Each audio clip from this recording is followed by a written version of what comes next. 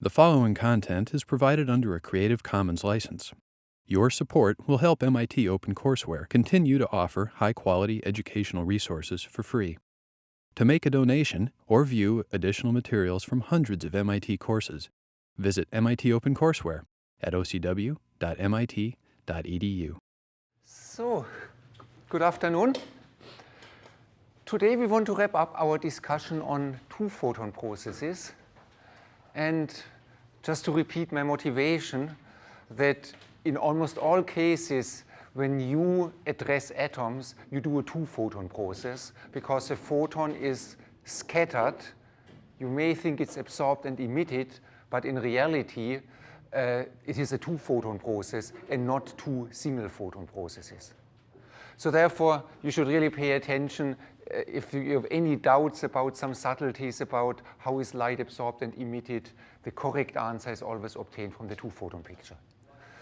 Now, I'm using pre-written slides because we treat two-photon absorption in perturbation theory, and it is exactly the same perturbation theory we have used before. It's just there's one difference, namely we have two optical fields at frequency omega 1 and omega 2.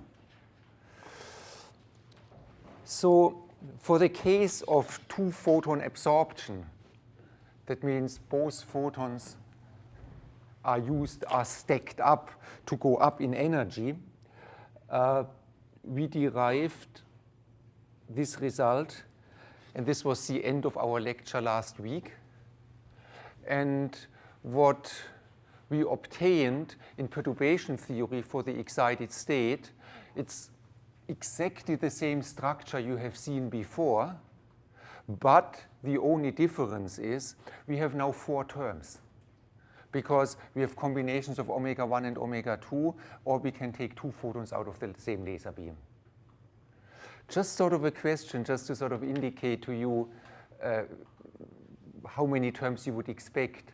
When you do the most basic light-atom interaction, just one photon, A plus A dagger, how many terms do you get if you write down the Hamiltonian? No approximation without, how many do you get?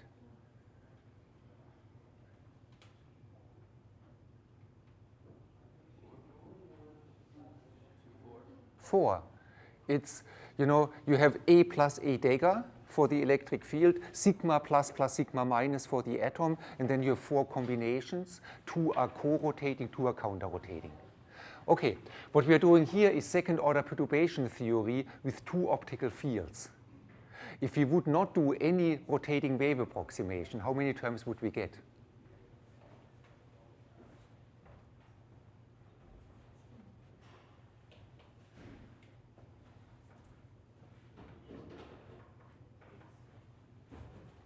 Pardon? 8. I think it's multiplicative because we have four processes involving one. Oops. Now I'm getting confused. I wanted to say 16, 4 times 4. But now I would say in the first step, which is to the intermediate level, we have 4 at frequency 1, 4 at frequency 2, which is 8. But then I think in the second step, we get 8 more. So if we don't make an approximation, we get 64 terms. But they are just all combinations of frequencies. Anyway, therefore, I hope you appreciate that I did the rotating wave approximation. I said I'm only interested in the near resonant terms. And then when we say we want to go up in energy in 2 steps, we absorb 2 photons. We don't have any emission of photons. These are all the counter-rotating terms. We have only the absorption of photons, and then we have 4 possibilities. Yes, I mean, you have a term where 2 photons are emitted from the ground state. This is sort of now doubly counter-rotating. We're not going there. It's not adding anything new to it. You know what counter-rotating terms mean. In this chapter on 2 photons, I'm completely focused on the resonant terms. But since 4 terms is still too many, I want to just tell you what is special about 2 photons. I focus now on a situation, and that's the most common situation in the laboratory, where there is a near resonant intermediate state, and that is sort of now filtering out one of the terms. If this intermediate state is resonant with omega 1, then we only want to consider now the process where the first step to the intermediate step is driven by the field E1, and the second step to the final state B is driven by the field E2. So therefore, we have only one term which dominates out of those 4, or dominates out of those 64 which we would have gotten without any approximation. It's one term, the near resonant term, which dominates. So that's what we want to discuss now.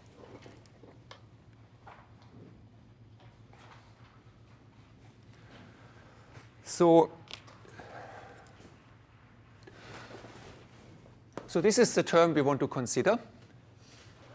And it's the same we have always done in lowest order perturbation, second order perturbation theory in 2 steps. It's now in 2 steps, but if you're asking what is the transition probability, the transition probability, we have to get the probability to be in the excited state, and then we have the usual situation that this term can be written as a sine square divided by this, and it turns into a delta function times t. And when we divide the probability, the amplitude squared by t, we get a rate, and this is Fermi's golden rule. It is exactly the same you have seen probably more than 100 times. So therefore, we have now a transition rate, which is Fermi's golden rule. This is the delta function.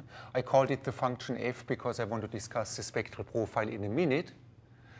But then, and this is the only difference to Fermi's golden rule with a single photon, the relevant matrix element is, because we have 2 steps, is the product of 2 matrix elements squared for step 1 and for step 2. And because we have an intermediate step, we have to divide by the energy mismatch, by the detuning in the intermediate state. But remember, in the 1 photon picture, Fermi's golden rule is a matrix element squared times the spectral function. So, and this matrix element squared in frequency units, neglecting factors of 2, was the Rabi frequency. So therefore, very naturally, we want to define this as a 2-photon Rabi frequency, whereas each matrix element here divided by h bar was the single photon Rabi frequency. So therefore, what we obtain for the 2-photon process is we have a 2-photon Rabi frequency, which is the product of the single photon Rabi frequency for each step, divided by the energy detuning from the intermediate state.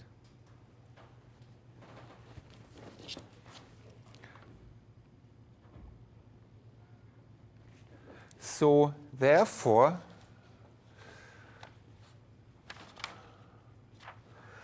our result looks almost indistinguishable from the result we had on single photons. We've just cleverly defined our quantities. The rate to go from A to B is a Rabi frequency squared, but it is a 2-photon Rabi frequency. And the delta function is the delta function for the resonance, the energy difference between state A and B, but now not just minus omega 1, it is minus the sum of omega 1 plus omega 2, because we have stacked up the 2 photons in a 2-photon process.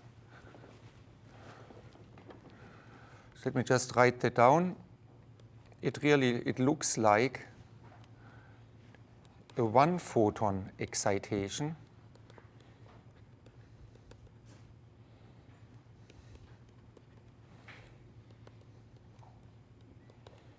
but with suitably defined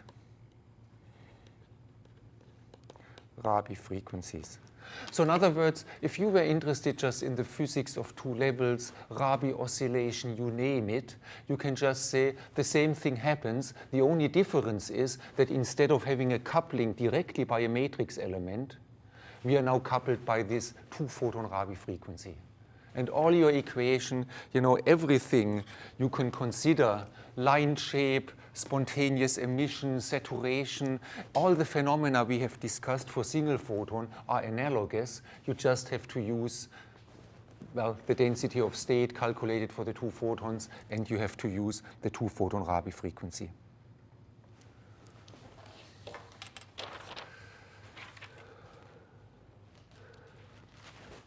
Okay, so I started out by telling you about 2 photon processes, 2 photon absorption. But what is maybe even more important in the way how it is used in experiments are Raman processes. So let me just show what I mean. If you have a state A and B, this can be 2 different vibrational states of a molecule. It can be 2 hyperfine states of an atom. Or if you think about a Bragg process, it could be the same internal state of the atom, the same hyperfine state, but with 2 different momenta. Then it is a Raman process only in the external degree of freedom in the motional wave function. The only change is you change the momentum. We need our intermediate state, which is often an electronically excited state. We are detuned, and now we have 1 photon going up and 1 photon going down. Historically, people distinguish between the situation where the final state is lower or higher in energy. One is called a Stokes process. The other one is called anti-Stokes. But as long as you use laser beams to stimulate it, you don't even care which state is higher or lower in energy. But if you work in molecules with a thermal ensemble, then you have certain states thermally populated and others not, and then it makes a difference whether you start from the ground state A or from an excited state B.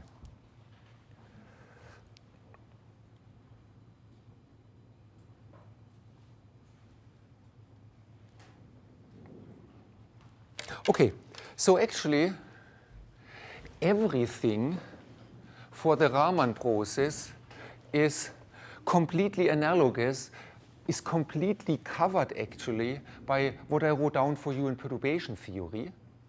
It's just if we had kept all the 64 states, to go up with 1 photon and down with 1 photon was one of them, but we discarded it because we were only interested in going up. So in other words, what was previously one of the counter-rotating terms, where omega had a plus sign and omega 2 had a minus sign, now it becomes a resonant term because we have arranged our 2 levels A and B in such a way that the near resonant process is that one. So in other words, I mentioned it to you, and it's just getting too messy to write it down. When we have e to the I omega t and e to the minus I omega t, I mentioned once to you is the sign plus or minus means whether we absorb a photon or whether we emit a photon. If you use the fully quantized picture with A and A daggers, the A for the quantized description becomes an e to the I omega t in the semi-classical description, and the A dagger has a minus sign. So therefore, if you look at all the combinations between plus I omega t, minus I omega t, for this Raman process, we want to select e to the minus omega 1 and e to the plus omega 2. And that means we are focusing on this process. So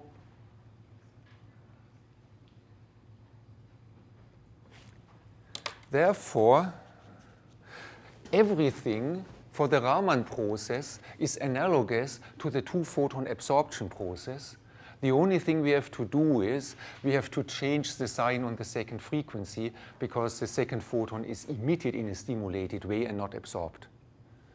And therefore, our detuning is the detuning from the Raman resonance. And therefore, okay, back to Fermi's golden rule. the rate in Fermi's golden rule is a matrix element squared times a spectral density indicated by the delta function. The delta function is now at the frequency which is given by the two-photon detuning. And the two-photon Rabi frequency is exactly the same what we had for two-photon absorption, the product of single-photon Rabi frequencies divided by the detuning. Any questions? Yes? Are there situations where both the Raman process and two-photon absorption both are like, we have discussed where one of them is negligible and the other is dominating. Are there situations where both of them are equally dominating? Well, we are usually talking about, in an atomic system, about very narrow resonances. And we are working hard on our lasers to be close to one resonance, and it would be an amazing coincidence if accidentally you would be in resonance with another one. But I would say if you had a situation, let's say in a molecule which has a high density of state, the Raman process would be a rotational or vibrational Raman process involving the ground state. And if you're unlucky and don't choose your lasers wisely, the two laser photons could get you high up into an electronically excited state. And this may have some detrimental effect depending what you want to do. But in general, I would say if you have more than one process, there is no interesting interference term. You just get two different rates. One is the two-photon Raman rate, and the other one is the two-photon absorption rate. And you just have both simultaneously. They're not leading to the same final state. If something leads to the same final state, this is more subtle because you can have quantum interference effects. But we'll discuss some of those things in our next chapter on coherence. Any other question? Oh, okay. I want to now take it one level higher, where we talk still about two-photon processes, but we are allowing one of the photons to be spontaneously emitted. Again, we don't have to learn new things. We just have to map it to knowledge we already have. And let me sort of do it in the following way. I just want to sort of give you a clear understanding what this expression for the two-photon rate is. If we assume laser 1 and laser 2 are near resonance with the transition A to K and K to B, respectively, we can sort of look at the two-photon process in the following way. We can say the photon omega 2 cannot be absorbed by the initial state. It can only be absorbed by the initial state because omega 1 mixes in with a certain probability the state K into the ground state. So if you would first forget about it and you just do perturbation theory, then you would say in perturbation theory with the field 1, the state A has now a probability given by this term that the state A has now an admixture.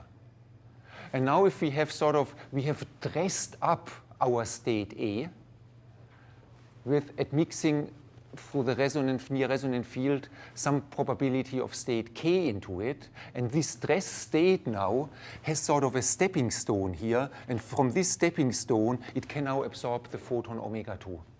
So that's how you should think about it. I'm treating this dressing up of the initial state just in perturbation theory. And that's why everything was sort of in one formula when I applied perturbation theory.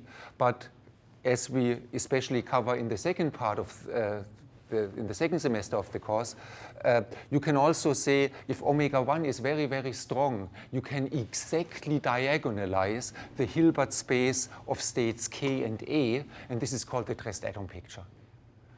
But again, what happens is you mix those two states, and it is the admixture now in a non-perturbative way of state K, which is sort of the stepping stone. And from this stepping stone on, you can absorb a photon omega 2.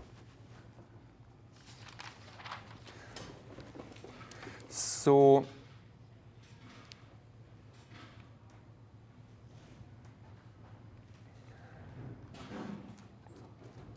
let me just,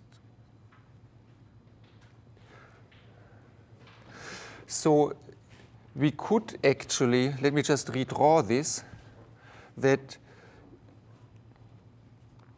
we want to go to the final state B, but in this kind of picture I just suggested, I start with a Dress state A, but what is relevant is only kind of this admixture, and from this admixture we can absorb omega 2. The real state K is somewhere else. And so it looks like actually now a two-level system where we go from the dashed line, called the virtual state, to the final state B. And let me just point out what this virtual state is. Well, you know already everything about it, because everything which can be known about it is what we have derived in our formula. I'm just interpreting the perturbation theory I've written down to you, and if I now call it a virtual state, there is nothing more you can ever know about this state than what was in this formula. But it's maybe helpful to summarize it, because we have a resonant with frequency omega 2 in this situation. It is clear that the energy of this state is where the dashed line is. It's not the energy of the real state K. The stepping stone is created with the first photon, and the dashed line is the energy level of the virtual state. What is its character? Spatial wave function and such. Well, it is exactly the intermediate state K. And what is the population? If we had a two-level system, we sort of start with 100% amplitude in state 1, but here our population is diminished by the probability at which we have admixed this state. So in other words, if I really wanted, and I want to use this concept, I could make a simplified description of two-photon process. I would just say the two-photon process is just a single photon process starting from the virtual state, and the virtual state is created by the first photon.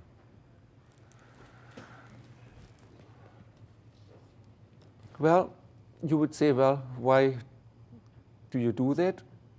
I think the picture I've just drawn for you is sort of helpful when we discuss now two-photon emission, spontaneous emission. With two lasers, it's sort of simple, but with two-photon emission, we have the situation that we start in an excited state B, we have one laser omega 1, and that's it. But we will find out that eventually the system populates the ground state, and one possible process, and that's the one we are focusing on, is that it was first emitting a photon in a stimulated way, but the second photon, since we're not offering any extra stimulation, had to be emitted spontaneously. And you'd say, well, how do I calculate it? I can write down long equations. But with the concept I've given to you, it should be clear that what we actually have is here, we have nothing. Let's just look at the first part as a dressed atom, an atom in state B with some admixture of state K. And this admixture can now decay by a single photon process. So in other words, you don't need to rederive anything. You can just sort of use analogy to write down what is the spontaneous emission rate out of the state K. So what you would write down now is the rate for this two-photon emission, one photon stimulated, the second photon spontaneous, is simply the Einstein A coefficient or the spontaneous emission rate out of this intermediate state gamma Ke. But then we have to multiply with the probability that this state is present in the state B, because B, that's what we assumed, has no direct matrix element to emit to state A. And now you should sort of be amazed about the beauty of concepts you have learned. We are talking about something which maybe before this lecture, you said, wow, one photon stimulated, one photon spontaneous, that must be complicated, but it's just that. Except for one thing, and this is the following. Remember, you should always remember how we derived the formula for spontaneous emission. The physics of spontaneous emission is that you can put one photon in each of the empty modes and you have to sum over all modes. And what was important was the density of modes at the frequency. And now the frequency is omega. So when we calculated the spontaneous rate, emission rate, the decay of the excited state K, we had an omega cube dependence at the resonance frequency, for the transition Ka. But now we are interested in the density of states at frequency omega. Well, you remember, two factors of omega are from the density of states. One came from translating from momentum matrix element to, no, one was, yes, it was said, but one was pretty much the single photon Rabi frequency. And this is also and this is also at the frequency of the photon. So you just have to correct for the omega cube factor. And this is our result now for two-photon emission.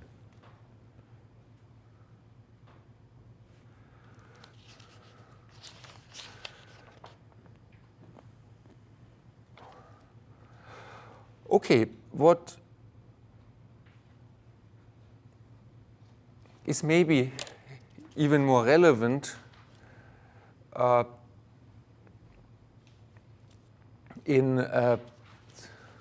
least in the research which is done in my group and in other groups at MIT, are again Raman processes. We often have Raman processes. You know, you need a reason why you want a two-photon. If you can't reach the upper state with a single photon, like people in hydrogen, they may just use two photons, but this is more limit because they don't have the laser which can bridge the gap. In situations where you work with alkali atoms, we are often very happy with, we have one resonant line and we can do all the laser cooling, everything we want. But often we don't like that the line width of the excited state is very large, and therefore certain precision work where we want to be very accurate in what we're doing with the atoms cannot be done on the on the D1 or D2 line, and therefore we often use a two-level system which consists of two hyperfine states, because then there is no broadening to spontaneous emission. So one motivation why we again and again and again consider two-photon processes in our laboratory is because it gives us access to very narrow resonances. But I think you get the gist now, and it will become even clearer later on, that often when you do a transition between two ground state levels, a lot of the physics is the same as of a single photon. You just replace your single photon Rabi frequency by a two-photon Rabi frequency, and suddenly you can do everything you ever wanted to do with a single photon, but now with the benefit of having a very narrow resonance. So anyway, therefore, I think the most important aspect of two-photon processes for 99% of the research people in our field are involved is actually in the form of Raman processes. So therefore, but for pedagogical reasons, I just like to start out with two-photon process, one photon stimulated, one photon spontaneous. But now let's just fold it over, and we have the lambda type transition. The first photon is absorbed, and the second photon is spontaneously emitted. I think as you realize, when you go from the two-photon absorption to Raman process, there's nothing you have to relearn. You just have to be careful with the signs of omega 1 and omega 2. So if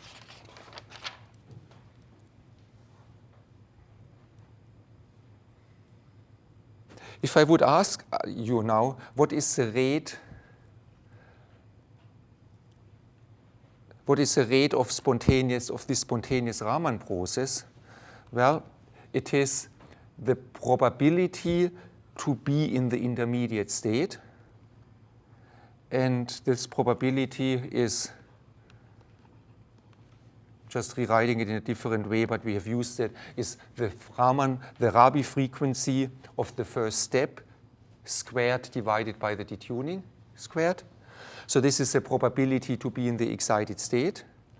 Now, the spontaneous emission occurs with Einstein's A coefficient connecting the intermediate state to the ground state. And then, of course, as we just learned, we have to correct the spectral density and such, or we have to use it for the calculation of the density of modes, the correct omega factors. We have to calculate it at the frequency of the emitted photon. This has actually also, this kind of spontaneous Raman process has been very important historically.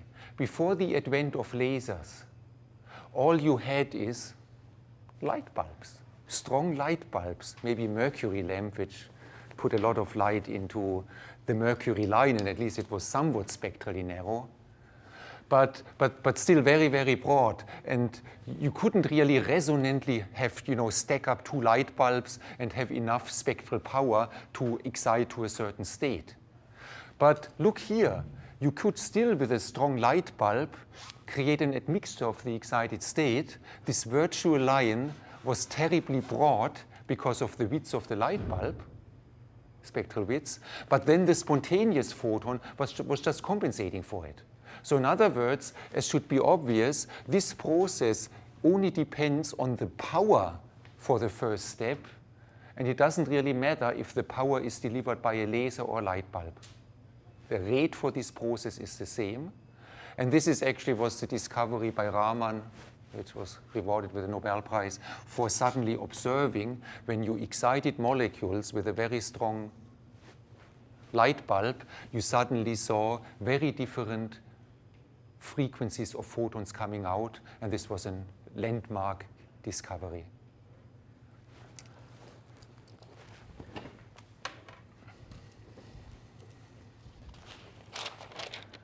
Okay, what is next? Yeah, I've already written it out. So that's also important for a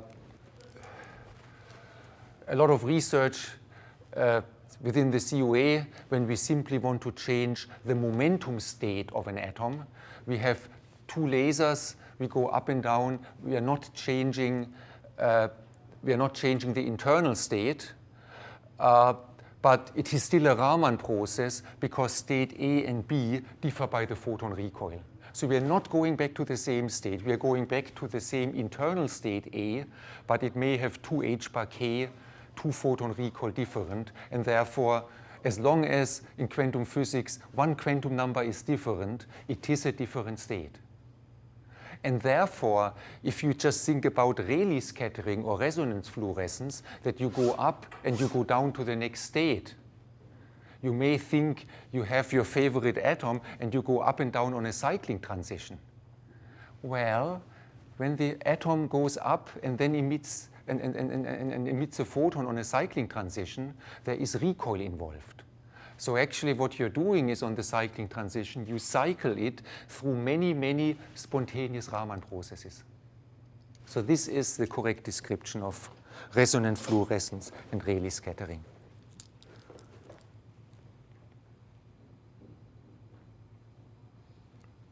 Any questions?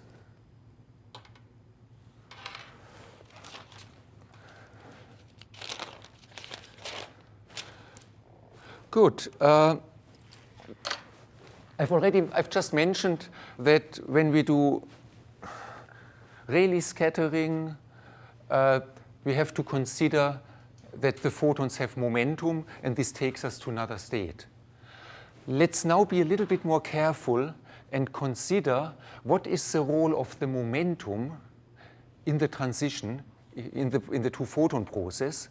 And in particular, I want to come back to this Fermi's golden rule formula and include in this spectral profile, which in the simplest case is always a Lorentzian, but I want to include now Doppler shifts. So in other words, what I want to do now is I want to talk about recoil and Doppler shifts in a two-photon process and see how it will affect the line shape.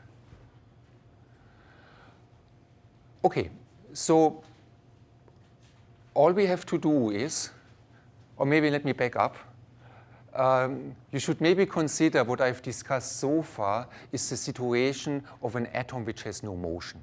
We could just fully focus on the internal degree of freedom. And just to remind you, we have discussed two ways how you can eliminate motion out of the picture. One is assume the atom has infinite mass. It's one possibility. The second one is assume the atom is tightly localized in an ion trap, deep in the Lamb-Dicke regime, that it is localized to less than a wavelength. And actually, the two ways of how you can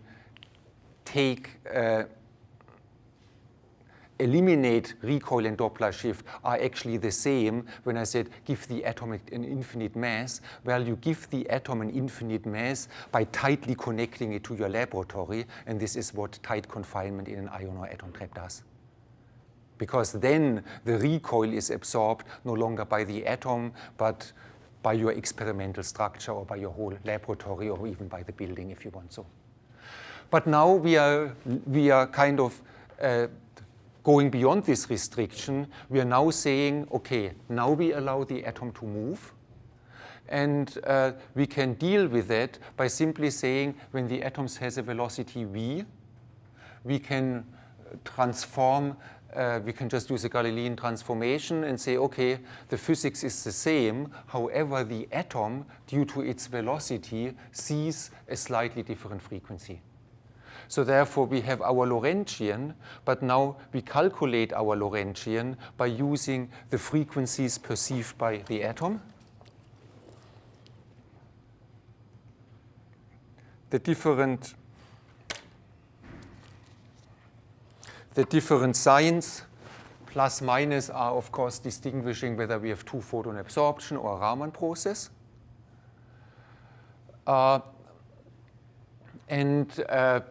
The frequency shift going into the frame of the atom gives us Doppler shifts K1v and K2v. And now you see that there is something which is potentially interesting, and I want to discuss that. If K1 and K2 add up here with a minus sign, it may eliminate Doppler shifts, maybe even completely. So this is something new. If you have a single photon, you always transfer momentum to the atom. But if you have two photons, the two momenta can cancel, and this is actually a powerful method to avoid Doppler broadening in spectroscopy. So let me elaborate on that.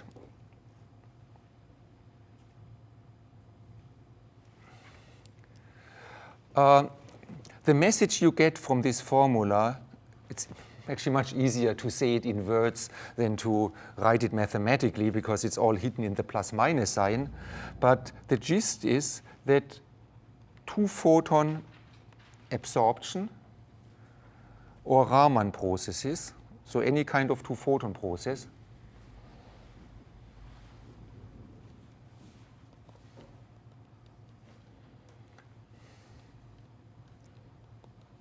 they are like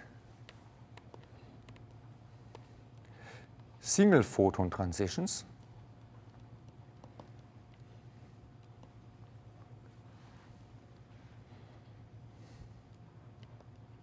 and we've already discussed it, that we said we have a Fermi's golden rule like for single photon. It's just we have to use a suitable definition of the two-photon Rabi frequency.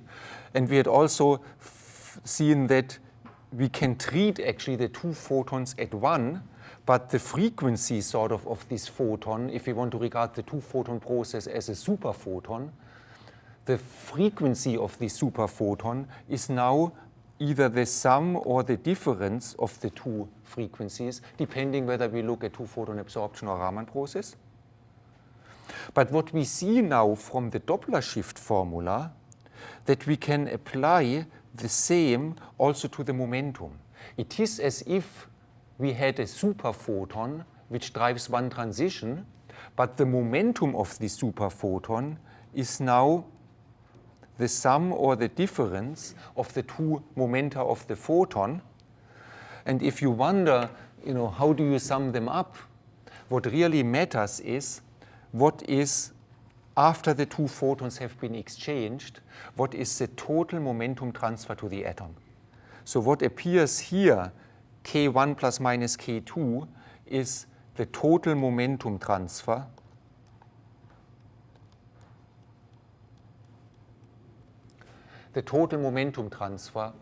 to the atom.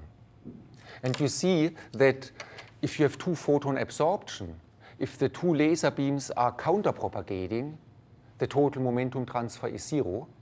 But if you have a Raman process where you absorb one photon and then emit it, the momentum transfer is 0, assuming similar frequencies, when the two Raman beams are parallel. So in other words, the situation without momentum transfer, and you will see in a moment, or I've already said, this is a situation where you're Doppler free. For two-photon absorption, the geometry is counterpropagating. For Raman processes, it is co-propagating. Then you have no or minimum momentum transfer to the atom.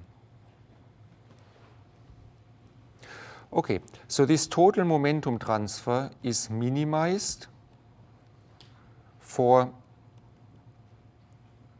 K1 equals minus K2 for two-photon absorption, or for K1 equals K2, co-propagating laser beams, in the case of the Raman process.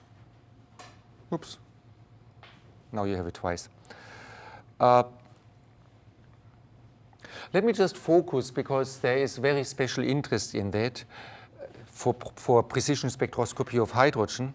Let me assume we have just one laser which produces, but we want to drive a two-photon process with that. In this situation, omega 1 equals omega 2. The two momentum transfer are the same. And if we arrange for the two photons to be absorbed from opposite directions, we reach the situation where the Doppler shift is really 0. So this is the way where we do Doppler-free spectroscopy. And two-photon spectroscopy is one of the handful of methods of practical importance for eliminating the first-order Doppler shift. So if you take an atom, and let me just quote Dan Kleppner's research, where this is the hydrogen atom, and you have two laser beams from opposite direction. How will the spectrum look like? Well, we have the feature which I just emphasized, that the two photons, one is absorbed from the left and from the right, and therefore you get a very, very sharp line. Really sharp, I will talk about it in a second. But you cannot, of course, suppress the process where you absorb two photons from the left or two photons from the right. And therefore, you have sort of a broad pedestal. So the pedestal is where you take one photon, both photons from the same side, whereas the Doppler-free peak is where you have photons from counter-propagating directions.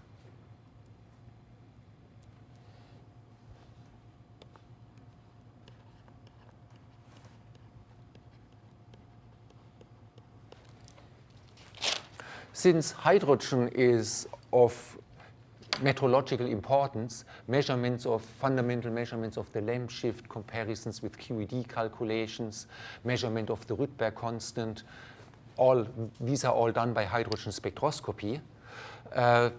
So therefore, it is very important to have a precision method which suppresses the Doppler effect. However, let me point out that once you have completely eliminated the first order Doppler broadening, you are then limited by the second order Doppler effect. And as I pointed out, there is no geometry, no arrangements of beams, no tricks you can play, because one contribution to the second order Doppler effect simply comes from time dilation, that in the frame of the atom, relativistically speaking, the clock ticks differently, and therefore the spectral line is different.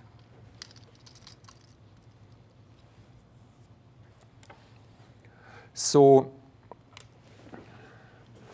this is what we had discussed already for the second order Doppler effect, and this is not suppressed by 2 photon.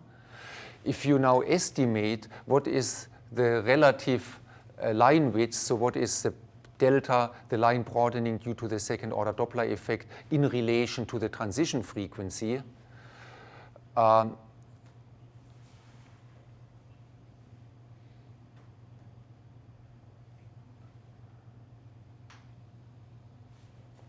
just give me a second. Yeah, then this omega cancels out, and we have an expression which is sort of interesting. It is mv square. It's the energy, the thermal energy, but since we have normalized it to the transition frequency, it becomes now the thermal energy relative to the rest mass of the atom. You would think, well, this must be really tiny. Well, it is tiny. If you take room temperature, it is 2 × 10⁻11, but people are now looking for precision in optical clocks, which is in the 10⁻15 range. So you really have to be able to know the temperature, know the kinetic energy distribution of the atom, and be able to correct for it. Or ultimately, if you can't correct for it, you would not be able to correct for it at room temperature, because you can't know for certain that the velocity distribution of the atoms in your laser beam is exactly at room temperature. You really have to go to low temperature, go to cryogenic temperatures. And in the famous experiments in Munich in Ted Hensch's group, the typical situation is for the 1s to 2s transition, they observed residual line broadenings on the order of a few hundred hertz. This is not limited at all by the natural lifetime of the 2s transition. As you calculate in your last homework assignment, the lifetime of the 2s state is actually due to 2 photon emission. Amazing. Two photons in series. This is the way how the 2s state decays. And you will actually, with this rather simple description, get a fairly accurate estimate for the lifetime, which is a fraction of a second. And Ted Hensch's group uses a cryogenic experiment. They cool the hydrogen by collisions with liquid helium, cooled walls to maybe a Kelvin or so, 300 times below room temperature. And this has been important to reach this precision.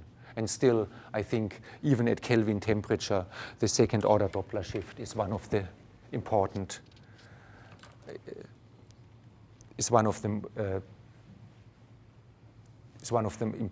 systematics.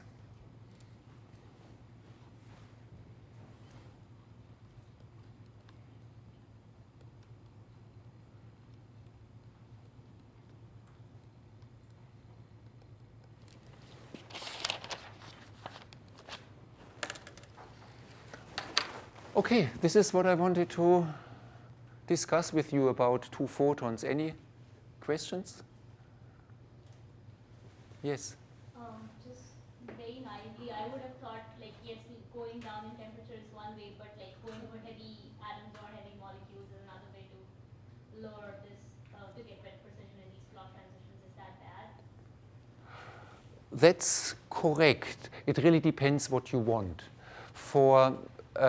If you simply want an atomic clock, all you want is a very, very, very stable reference point, and people use for that ytterbium and strontium, or the people who do ion traps use the aluminum ion. All they want is a spectral line which is sufficiently sharp, sufficiently narrow, and also insensitive to magnetic fields and electric fields. And so they select all over from the whole periodic table what they want. But people who want to measure fundamental constants, the Rydberg constant, want to compare lamp shift with first principle QED calculations, sort of test the precision of quantum electrodynamics, verify that quantum electrodynamics is a complete description of atom-photon interaction. They can only deal with simple systems where all the calculations are possible. This is the case for hydrogen. And actually, with some advances in the numerical calculation of wave functions and all that, it may also be possible to do it with helium. I know in the literature people have often suggested helium have pushed the precision of 2-electron calculations further and further. I think so far it hasn't helium has not replaced hydrogen, it's still hydrogen, but this sort of tells you what the choices are if you want to test fundamental physics or determine fundamental constants. In all atoms other than helium and hydrogen, you would be limited by the infeasibility of many electron calculations.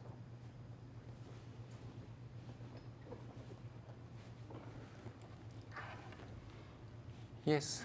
Going back to the two-photon Raman process where you had the second photon with spontaneous emission, I just want to clarify.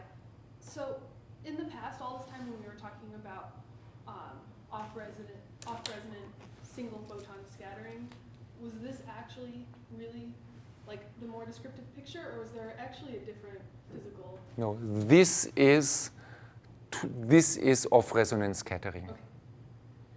And if you ask me, when do you have a situation where you first absorb the photon and then emit it? I would say I would like to know that. I don't think there is a situation where this is possible. You should always use a two-photon picture. Or the only situation, if you press me a little bit harder, where I think you can think in first absorption and then emission, is if you have a gas with lots and lots of collisions, the first photon may not be fully resonant, but then you have a collision and the collision stabilizes, provides the missing energy or takes away the extra energy, and then with something which is much more complicated than you ever wanted, you have now truly an atom in an excited state which has completely lost its memory from how it was excited. And yes, for this atom, it will now simply spontaneously emit a photon. But in all other situations where you don't have any loss of coherence or something in between, you're never really going to the real state. You're always going to a virtual state. It's all two-photon. And I mean, we discussed that. Remember the clicker question where most of the class was confused when I said we go up, we're exciting the atom, but now we are asking what is the spectrum of the emitted photon. It is a delta function at the drive field, and we discussed it at length. If you allow in your head any picture of first absorption and then emission, that's where all the wrong answers come from. This is really the picture behind it. This is what happens. Photon in, photon out should be described together unless you have, and I'm just repeating myself, something in between, which is sort of some form of decoherence, which decouples the two processes.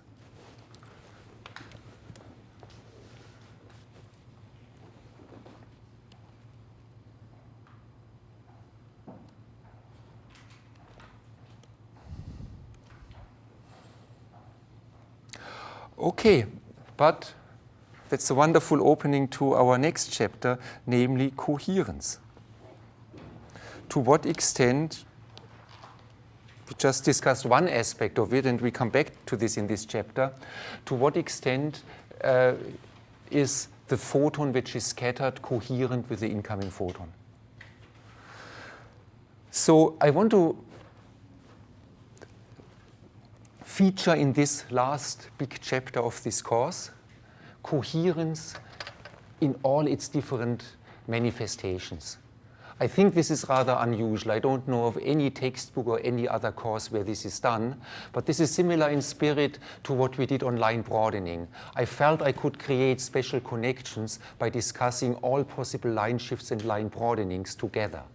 And now I hope you will also see certain common traits if I discuss together all the different manifestations of coherence. So what we want to discuss is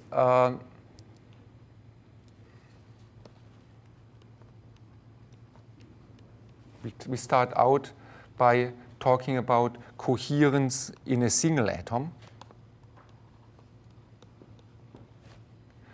We can have coherence between two levels. Usually I try to stop at the simplest possible manifestation, but when we talk about coherence, I cannot stop at two levels because there are many new qualitative features which come into play when we have three levels, like lasing without inversion, like electromagnetically induced transparencies for those of you who have heard about it. On the other hand, I can reassure you, I don't think there's anything fundamental to be learned by going to 4, 5, and 6 levels. So we will stop at 3 levels.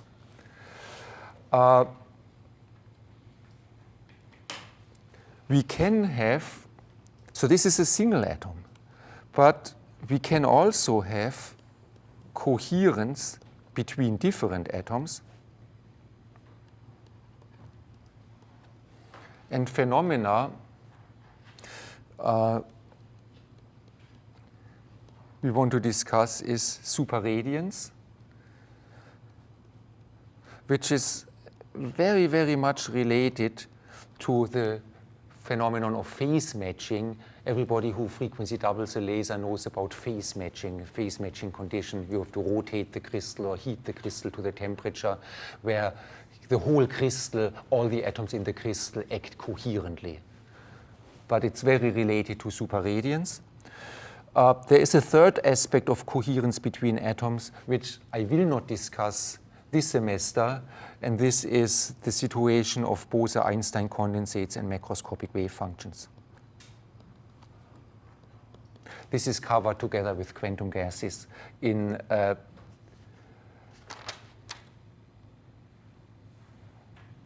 this is discussed in the context of quantum gases in the second part of the course. So having these very different manifestations of coherence, I want to try now to give you a definition of coherence, but it's a little bit difficult because I want to cover with my definition all the cases I know. So, but with those examples in mind, for me, coherence, we have the phenomenon of coherence. Coherence exists if there is a well-defined phase.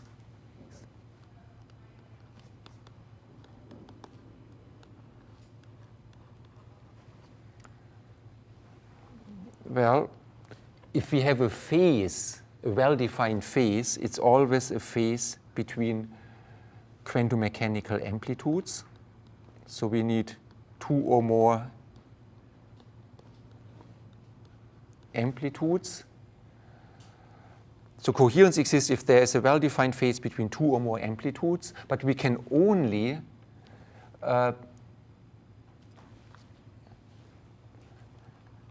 observe it if those amplitudes interfere. And it can be 2 amplitudes describing 2 different atoms, or it can be 2 amplitudes of 2 states within the same atom. But I will point out to what is really relevant is an indistinguishability that those 2 amplitudes are involved in 2 branches of a process which has the same final state. And like in Feynman's double-slit experiment, you don't know which intermediate state was taken. And that's where coherence manifests itself. So that means when we observe an interference, that means we observe, and this is how we read out of a coherence, one observes a physical quantity, the population in a certain quantum state, the total electric field emitted, but this quantity has to be, is usually proportional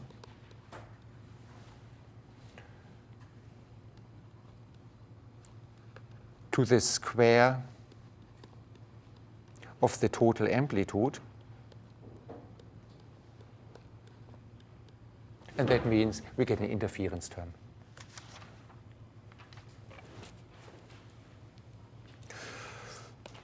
So coherence is important. Let me provide one additional motivation that coherence is an important technique, an important tool for measurements.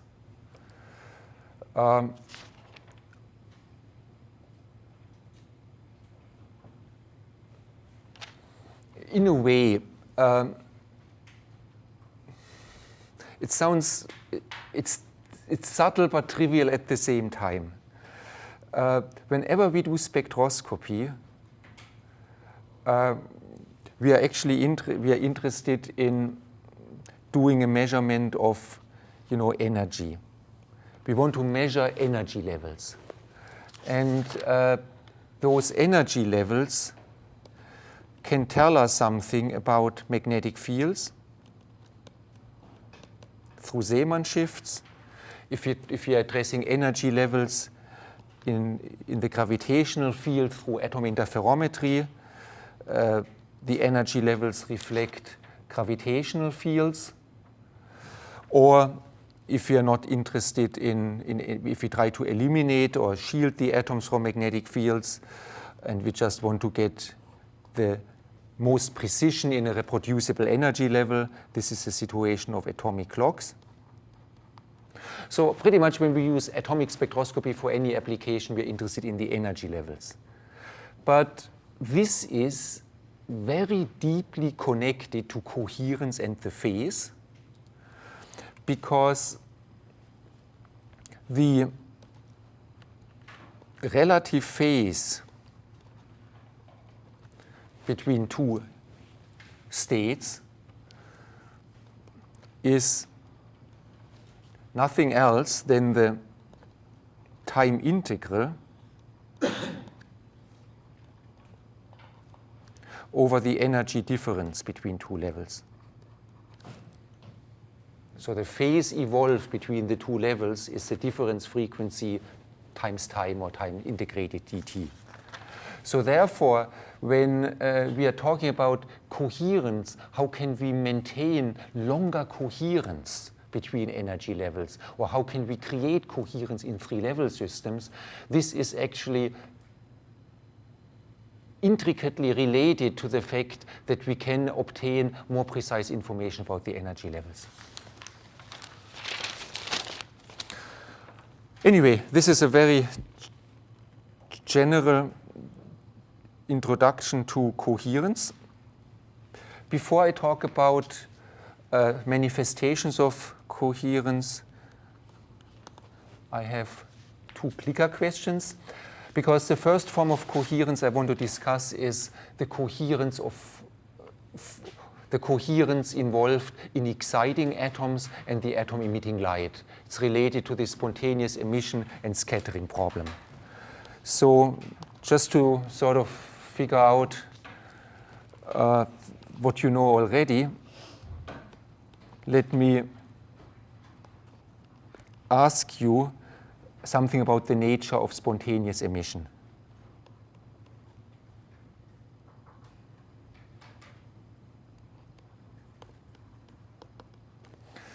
So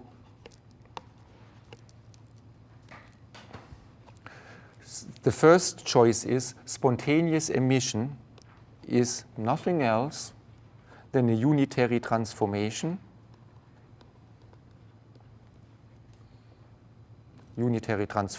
or unitary time evolution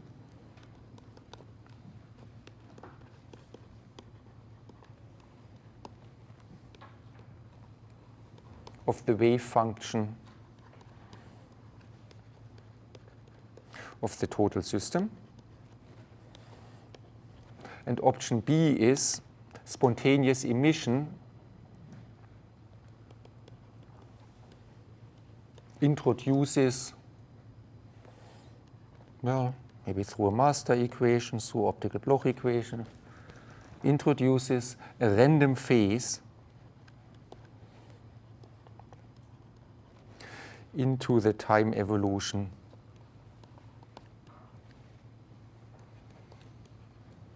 of the quantum mechanical system. So what is the picture you have on spontaneous emission?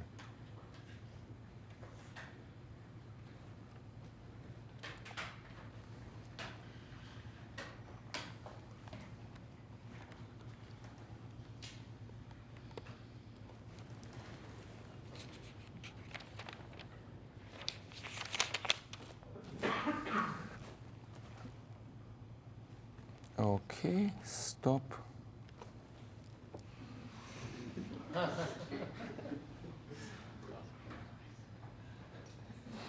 Okay, so at least half of you better pay attention now.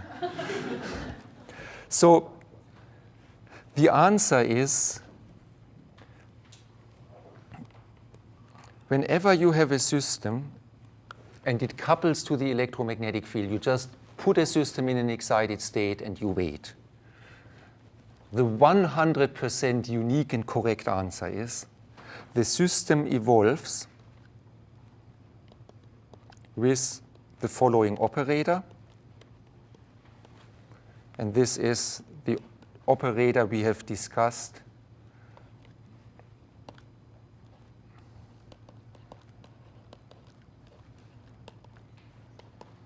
many times. This is the operator which completely describes the interaction of an atom with the electromagnetic field. And since the whole system is completely described by this Hamiltonian, the whole system undergoes a unitary time evolution.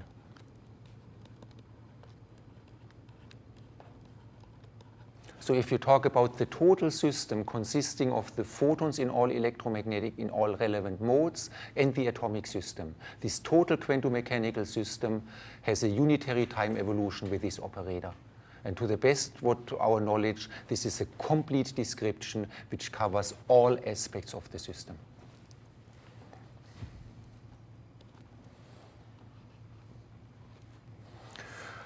Okay, but, and this is now the next question, there is a certain randomness in spontaneous emission when we go to the laboratory and look at the spontaneously emitted photons. So, and this is actually what I want to work out with you in maybe even today. I think 10 minutes may be enough. What is really the information, the phase information, which we have in a photon which has been spontaneously emitted? So, I don't know how to phrase that as the randomness of spontaneous emission. Well, let me write it down.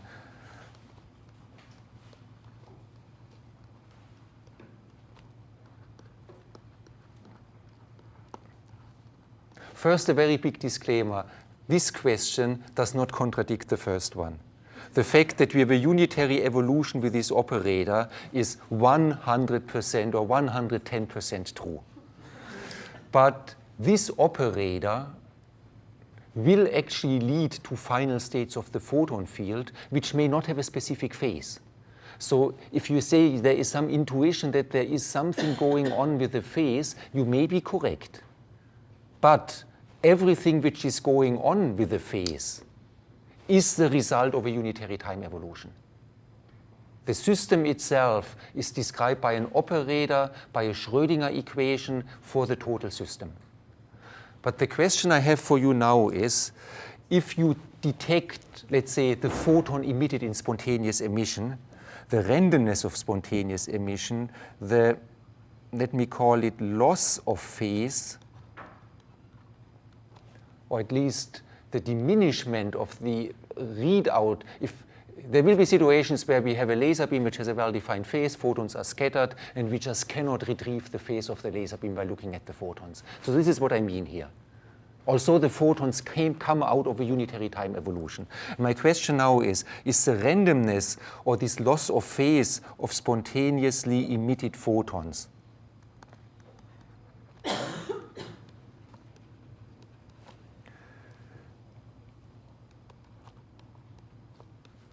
and now I want to know your best guess. what is it due to? Is it only due to the, does it only occur, is it only due to the measurement process of the photon?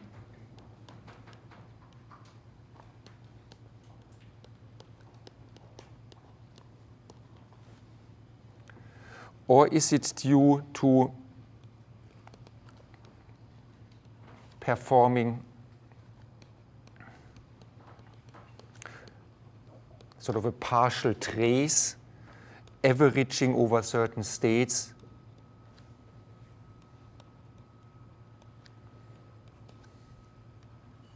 So if you're interested in the photon, maybe tracing out the states of the atom or averaging over modes of the electromagnetic field. And question C is, both is actually possible.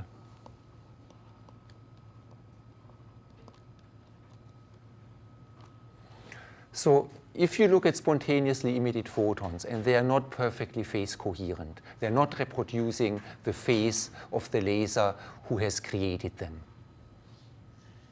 What is the reason for that? Is it always the fundamental reason, or is there no fundamental reason? It's only a kind of reason of ignoring information, taking a partial trace?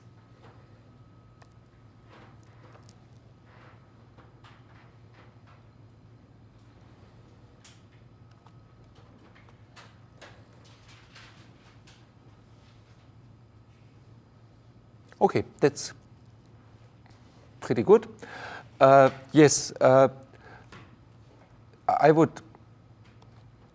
what I want to emphasize is that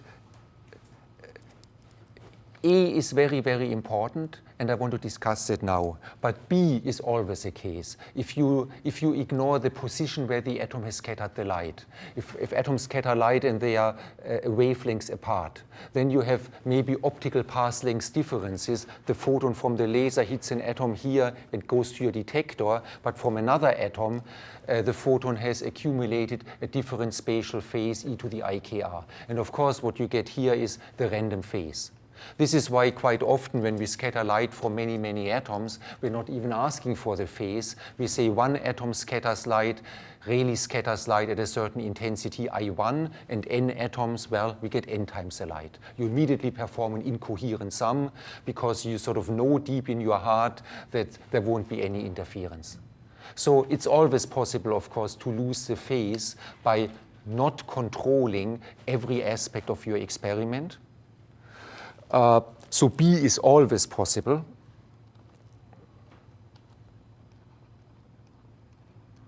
But for so many reasons that I don't want to discuss it. But the measurement process is very relevant. And so therefore, I would have answered C here. But let's now discuss the most fundamental situation. And the most fundamental situation is we take our favorite atom with infinite mass, no Doppler shift, we just put it, and we put it in a cavity that it can only interact with a single mode of the electromagnetic field.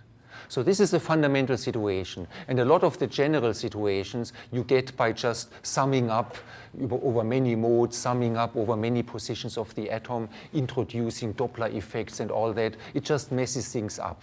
And this is more in the spirit of answer B, that you perform partial trace and average over many states. But let's now pinpoint what I think is intellectually the most important one, the pure situation where an atom is just talking to a single mode. So let us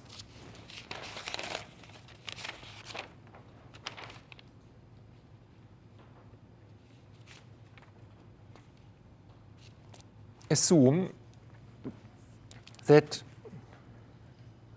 we have an atom which starts in the ground state, but now we excite the atom. And we excite it by a short pulse. And this can be a pulse which has a pulse angle between 0 and pi. And depending what the pulse angle is, it will admix, we have the ground state, and it will admix something of the excited state. And in case of a pi pulse, we have 100% in the excited state. So our atomic wave function is this. The excited state, let's just assume the photons are on resonance. We know how to deal with off-resonant lasers. So therefore, the phase evolution is e to the I omega naught t. But now, and this is what coherence is about, there is a very specific phase. And this phase phi comes from the laser. If you excite the atom with a laser beam, but it has a phase shift, then the atomic wave function is phase shifted, because every amplitude you admixed into the ground state in form of an excited state was driven by the operator, the dipole operator E, and E, the electric field, has the phase of the laser beam. Sure, there may be, and kind of all other trivial factors I've set to 1 here, but there is the phase of the laser which directly is imprinted into the phase of the wave function. Okay, so this is what the atom does, what the laser beam does to the atom. So we have now an atom which is partially excited, and it carries an imprint of the phase of the laser. And now after the laser pulse is over, the photonic part of the wave function is the vacuum. We have no photon in our cavity. And now we wait and we allow spontaneous emission. And spontaneous emission is nothing else than a time evolution with the operator I just discussed with you. So after spontaneous emission, well, one is we know for sure, the atom is in the ground state. I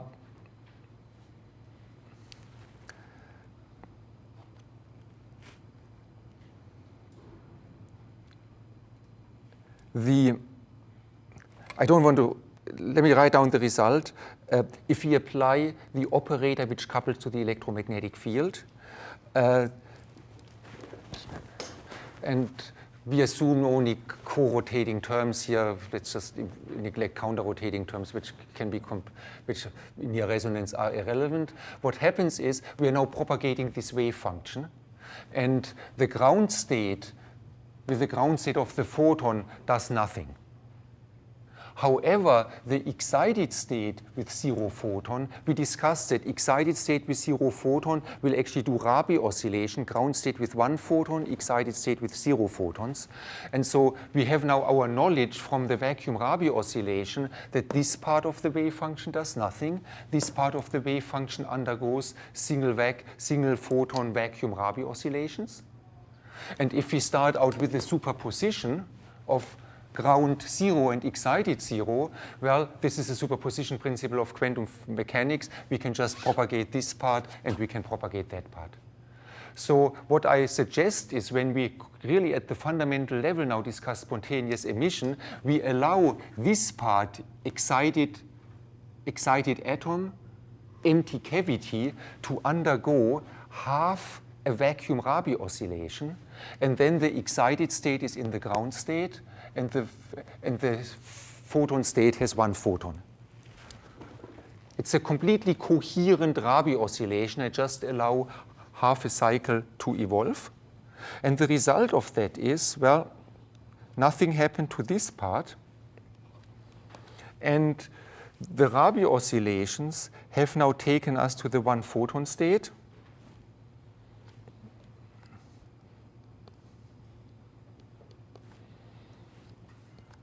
And it has just swapped excited 0 to ground state 1 photon.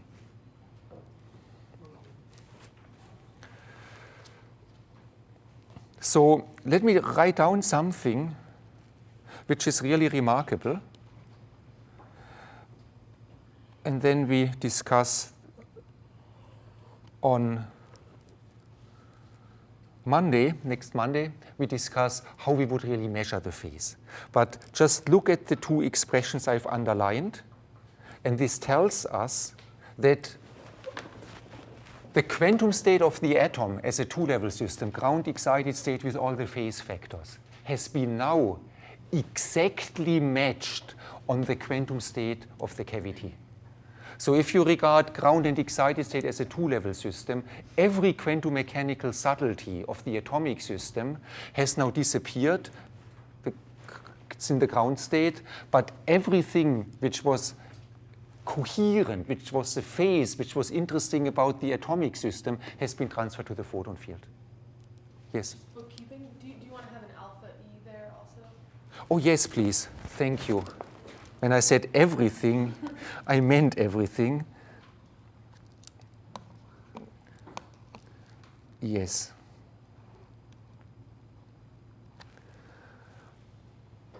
Yes.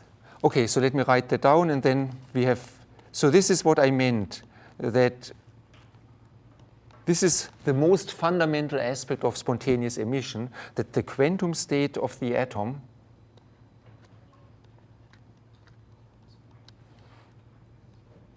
has been perfectly matched, perfectly mapped onto the photon field.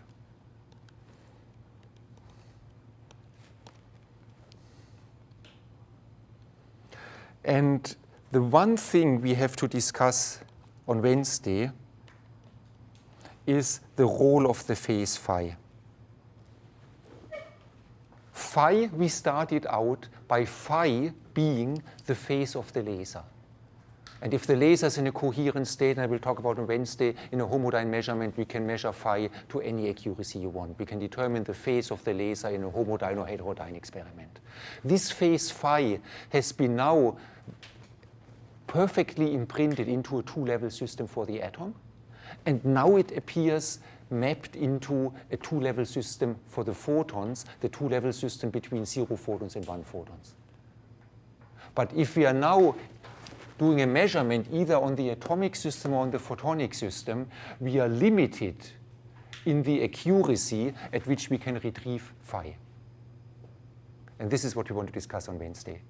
And this is what I referred to as the fundamental limit of spontaneous emission, because we have not lost any coherence here. It's just if the phase is only imprinted in one particle quantum physics sets us a limitation how well we can read out the phase phi. Okay, any question? To be continued on Wednesday, on Monday.